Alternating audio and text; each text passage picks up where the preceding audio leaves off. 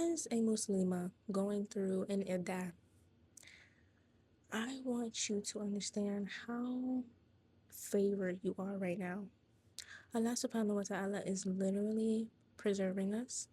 He is taking us off of the market and he is saying, you are going to go off to yourself and you're not going to worry about love. You're not going to worry about any of those things. And for a split second, in the beginning of the Iddah, because of course you're just coming out of a marriage, you're used to being married and having that companionship. There's a reason why you're not in it anymore. And while it is definitely, hard, it's not easy to process and reset yourself. Not only is it an expiation of sins if we're patient with it, but it is a means of raising you up and putting you in a better place so that by the time your Iddah is over, not only are you closer with Allah subhanahu wa ta'ala, but you are more grounded and you are more careful with yourself and you value yourself to a higher standard.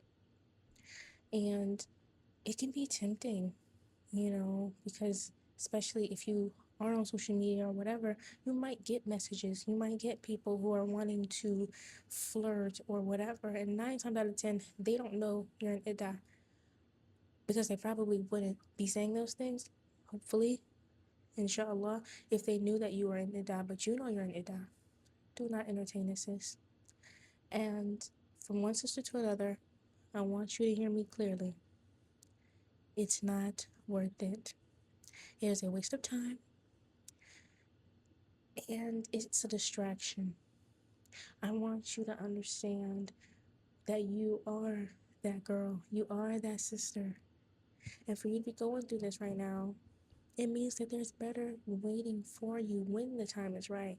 It's not on our timing. And regardless, you can't do nothing anyway. So journal, read Quran, read it after Fajr, read it after Isha. Get closer to Allah. Study the names of Allah. Read the sealed nectar, the various books of tafsir, and we have so much that we can occupy ourselves with. And I understand, especially living in this West, that you see so much going on, and a part of you feels like you might be missing out on something, but we really know that we aren't. Because the only parts of this dunya that have any nur, have any light in it, are the things that are associated with Allah subhanahu wa ta'ala and His Prophet Muhammad sallallahu alayhi wa sallam. So I want to leave you with this, sis. Though it is a hardship, though it is a calamity to lose your marriage, understand that if Allah had willed, you would not have lost it, and it is for a reason. You don't have to feel ashamed to go around the sisters. You don't have to feel like you need to explain to everybody what's going on. What I would encourage you to do is get back to you. The things that you used to love to do before marriage. If you love to journal, do that more. If you love to, take walks in the park, do that. If you want to take yourself out to lunch, you do that. Rebuild yourself, value yourself, and enjoy yourself. If you have children, enjoy your children. And know that everything that is removed will be replaced. To Allah we belong, and to Him we shall return. I don't even know what I would do without listening to at least one lecture a day.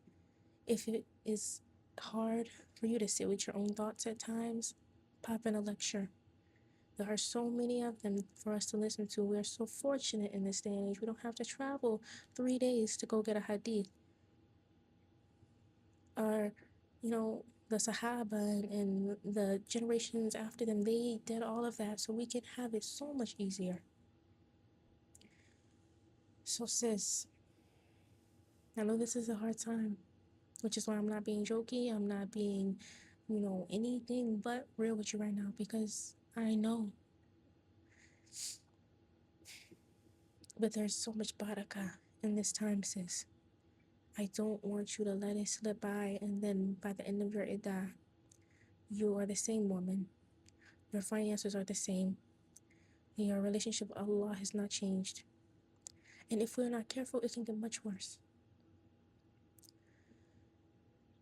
You have been chosen by Allah subhanahu wa ta'ala to be a Muslimah, and you are not going through this without divine reasoning behind it. You do not need to understand it, because Allah knows best. I just want you to understand that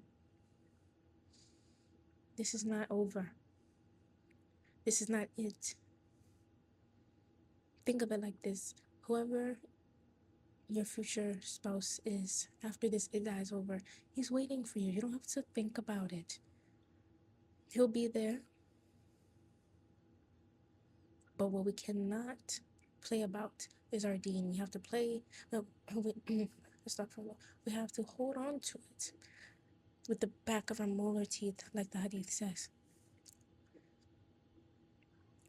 And yes, sometimes it is like holding on to hot coal, as we have been told it will be. In times like this, when you're going through that divorce, and even, especially as a revert, because our families might not understand. And that is why we learn the names of Allah. That is why we, start online businesses. That is why we, join groups and join book clubs and go play volleyball.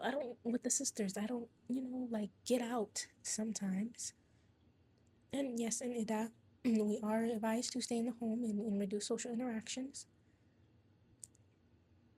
But once a week, get out. If you have a backyard, go get some fresh air. Read the Quran outside if you can. And remember that this is a small period of your life. You are not defined by your past. We all make mistakes. We all make mistakes. So if you need to make tawbah, go ahead. And this can be a great expiation of your sins. I believe in you, and I want you to know that if you want it to be, inshallah, there is so many great things on the other side of this iddah, and they start now. They start today. You start building that business today. You make Claude your assistant, and you talk to it, and you tell it to research the market. What are people asking for? What can I deliver? Tell it what you're good at. Tell it what you want to learn. And you come out of this iddah a woman that people don't even recognize, because you focused on serving others. You focused on getting closer to Allah. And just understanding yourself, because one thing that a divorce will tell you a lot about is yourself. And lastly, sis, I'm proud of you. You didn't stay somewhere that you weren't happy. You didn't allow yourself to be silenced and be miserable. And I'm proud of you for that, because we do not have to. So move on, sis. There's better out there for you.